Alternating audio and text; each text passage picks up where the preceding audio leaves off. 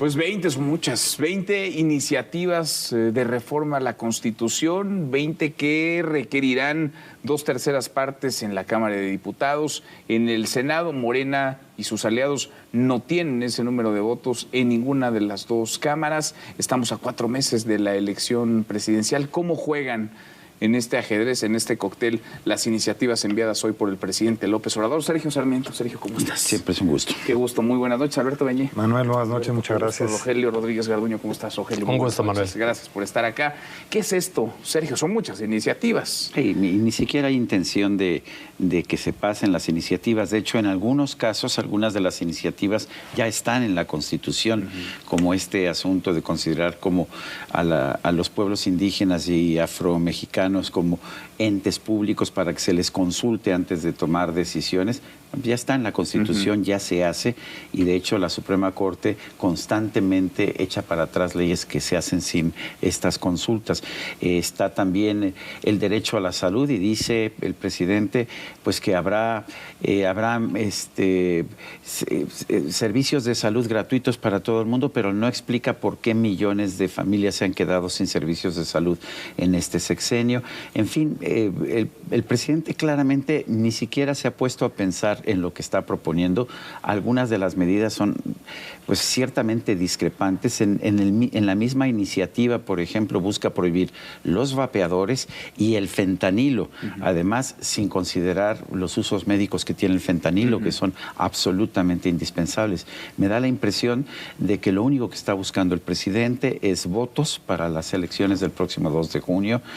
No hay ni siquiera una coherencia en las iniciativas que está presentando. ¿Votos quiere decir que el presidente, Sergio, es jugador entonces en el proceso electoral de 2024? Lo ha sido y lo mantiene, ¿no? O sea, está empujando, digamos, a la 4T, y con esto pues también poco la ruta de la conversación en la campaña. Alberto, ¿cómo lo lees tú?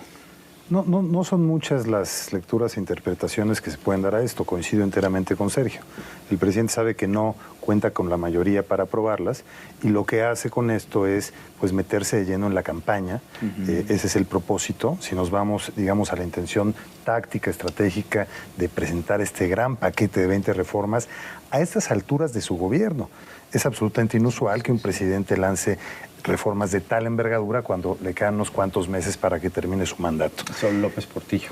López Portillo, bueno, así nos fue, exacto. 8 meses le quedan a su por supuesto. gobierno. Y si nos fuéramos al fondo, además de las implicaciones de carácter técnico, económicas, en materia de competencia, de telecomunicaciones, de minería, etcétera, etcétera, y pensamos nada más en las que tocan el diseño institucional de la democracia, aunque por fortuna no van a pasar ahora, pintan de cuerpo entero una visión de una regresión literalmente autoritaria al régimen de partido hegemónico en donde el presidente se formó.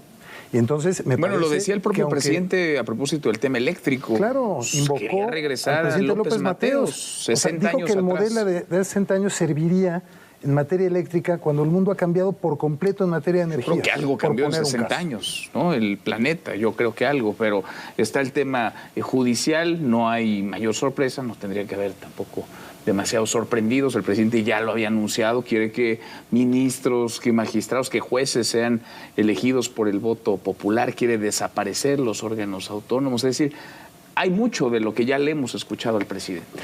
En efecto, como decía Sergio, y como lo decía hace un momento Alberto, esto es realmente la temática que el presidente ha abordado. Algunas cosas están en la Constitución, es un tema de interpretación. Otras tantas son de fácil tránsito. Voy a mencionar algunas de fácil tránsito porque son fácticas. El ajuste de la edad para la pensión a adultos mayores. No representaría mayor problema poner el 65 en la Constitución, porque además en comisiones, en la Cámara de Diputados y en el Senado hay consenso.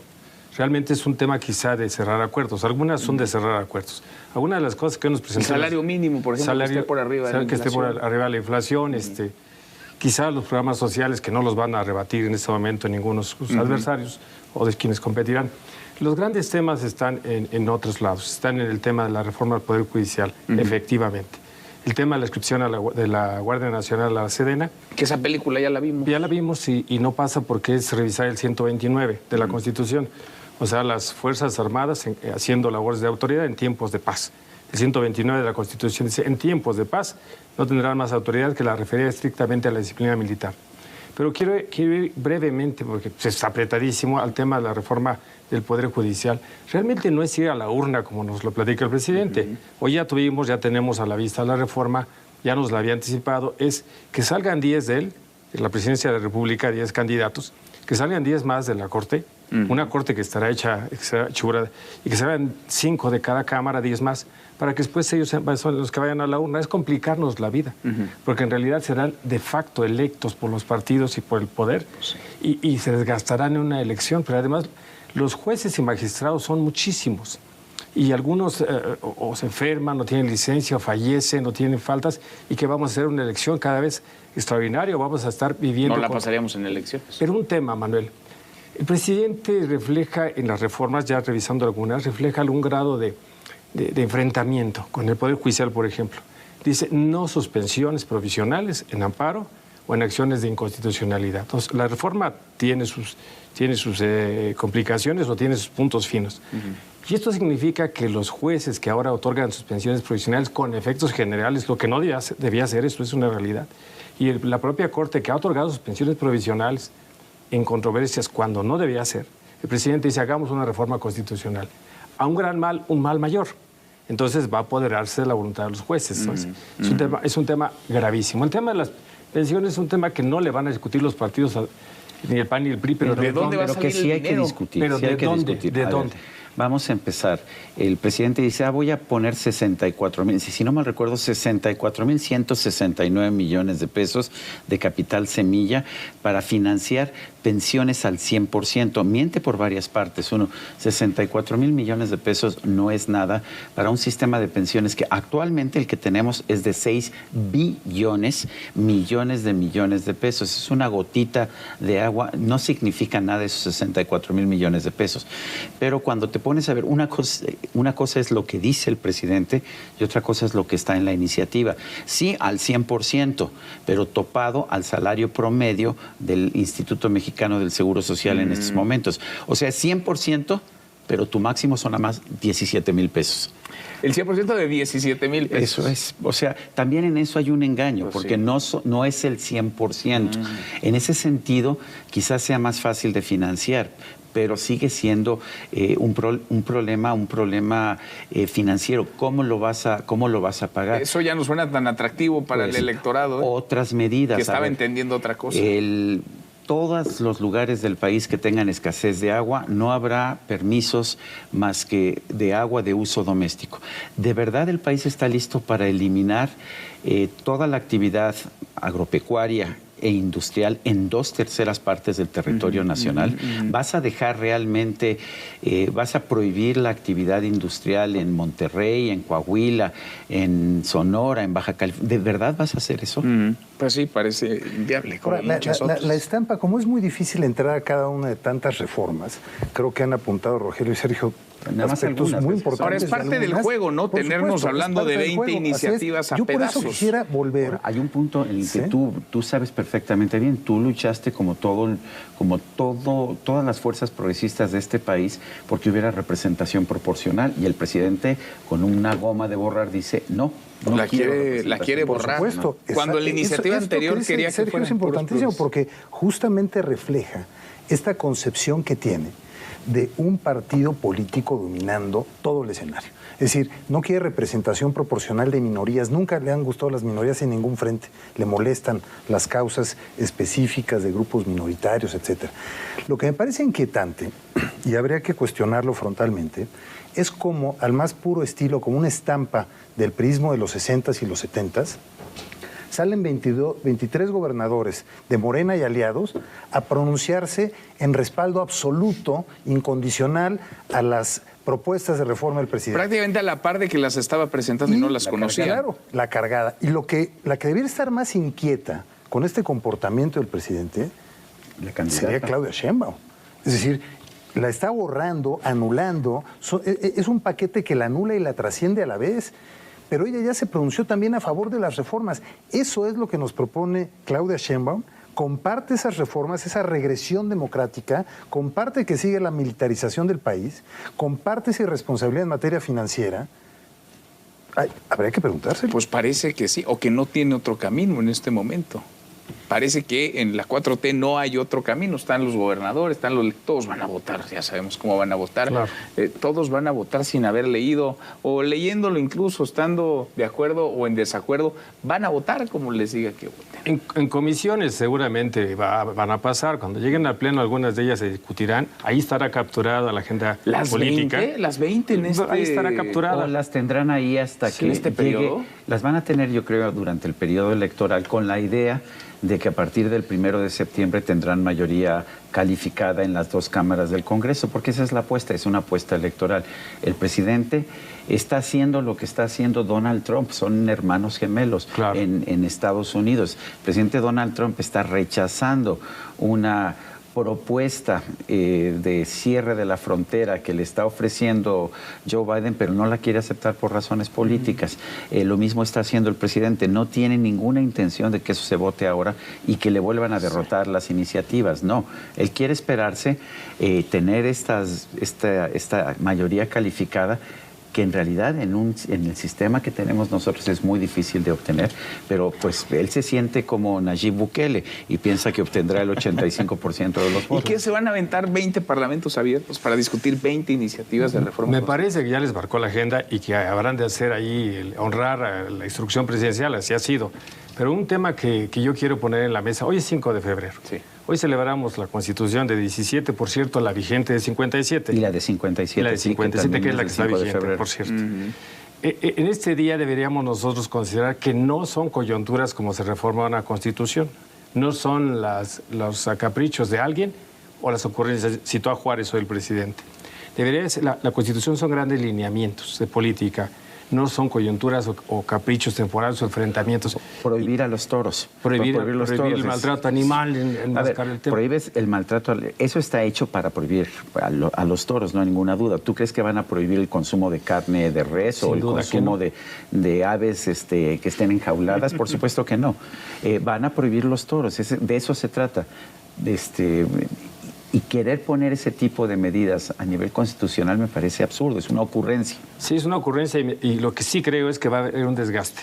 Las campañas van a ser feroces, o sea, ahora parece que le ha marcado la agenda a la candidata, parece que ha anulado un poco el discurso, pero no es así, porque cuando se develen esos temas como que es el salario base de cotización, son 17,000 pesos topados, no es lo que gana alguien 30,000, 50,000. El salario promedio, sí. Sí, del seguro social. El base de cotización topado.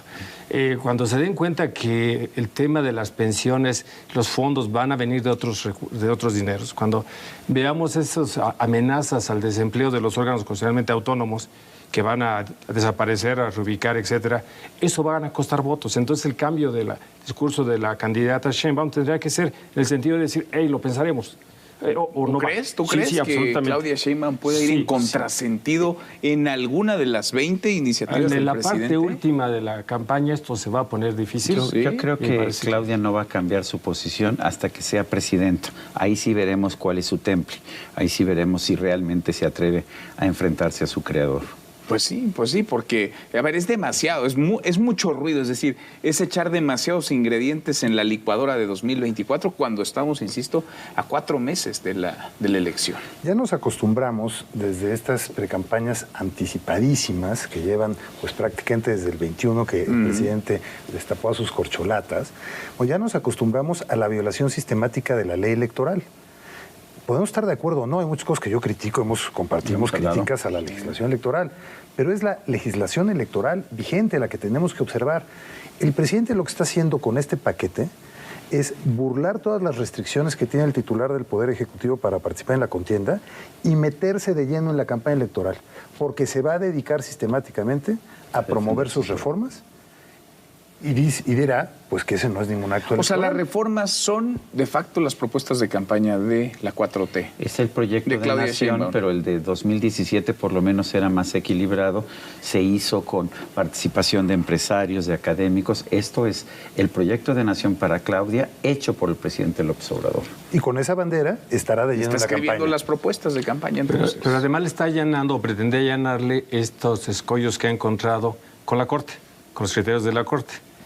Dictando cuáles deberán ser los criterios de la Corte o cuáles ya no serán los criterios. Está eliminando a los constitucionalmente autónomos que generaron, digamos, Comisión Federal de Competencia Económica y FETEL, temas en contra de los intereses de la política del presidente. Está eliminando cualquier obstáculo a sus programas de gobierno. Entonces, asumiendo que los programas de gobierno los seguirá fielmente Claudia Sheinbaum. Pero yo insisto que sí se van a desgastar. Sí. Y quizá guarde silencio. O quizá haga algunos pronunciamientos. Pero obviamente hay movimientos políticos. Los movimientos políticos nos llevarán a decir, el elector no puede menos que decir, hey, yo tengo un problema con la militarización del Estado mexicano, de la seguridad. Ahí hemos visto que hay rechazo, que se está disminuyendo la visión hacia el ejército, que la Guardia Nacional ya no es la Guardia. Que la violencia sigue, que ese es el fondo. La violencia no solamente sigue, se ha incrementado. Ahora, si este es un juego, digamos, de ajedrez electoral, ¿qué tendría que hacer el otro bando? ¿Qué tendría que hacer la oposición para no concedérsela al presidente, para que no sea él quien ponga la agenda? El problema es que lo que está haciendo López Obrador es poner sobre la mesa reformas que son inoperables, reformas que costarían tanto que simple y sencillamente nadie las puede hacer. Y cuando llegas ya a un sistema en el cual cada quien hace más promesas, como lo trató de hacer Xochitl Gálvez. Yo propongo la pensión al 100%. Yo Xochitl Gálvez la propongo al 100%, pero a partir de los 60. Y nadie se puso a hacer cuentas. Nadie se atreve a decirnos que cualquiera de esas dos propuestas quiebra al Estado mexicano. Y yo creo que no queremos, soy un liberal, pero sí me gusta tener un Estado que cumpla por lo menos con sus funciones de seguridad. Nos quedan 20 segundos. ¿Qué tendría que hacer la oposición? ¿Dejarlas pasar? ¿Entrarle al debate? Creo que empezaron a jugar por primera vez con habilidad, diciendo, todos queremos pensiones al 100%, pensiones más altas, venga, que nos explique cómo se sustentan económicamente. En la Unión Europea, las pensiones son del 65% del último salario. Pues, en la Unión Europea, que no son pobres. Exacto, sí, del 100% se antoja imposible, aunque lo explicas y ahora lo matizas, lo contextualizas muy bien. Sergio, gracias como siempre. Muchas gracias. Manuel, gracias. Rogelio, gracias. Gracias. Hasta mañana. Gracias, Rogelio. Pásela. Sergio.